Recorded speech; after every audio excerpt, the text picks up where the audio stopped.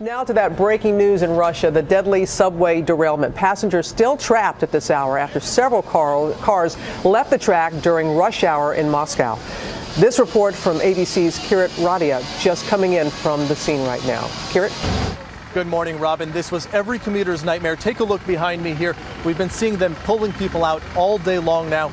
This happened right in the middle of the morning rush as thousands of people were on their way to work, and the death toll is now at least 20 people, some 160 more injured. The images we're seeing on the inside of those tunnels is absolutely horrific.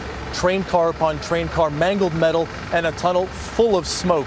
Yet with all of this chaos, we're also hearing stories of heroism, with passengers helping each other escape to safety. Robin and George.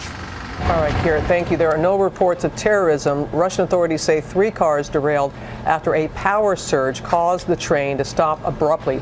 The station where the crash occurred is one of the deepest in the subway system, making rescue efforts even that much more challenging. This is a dangerous one.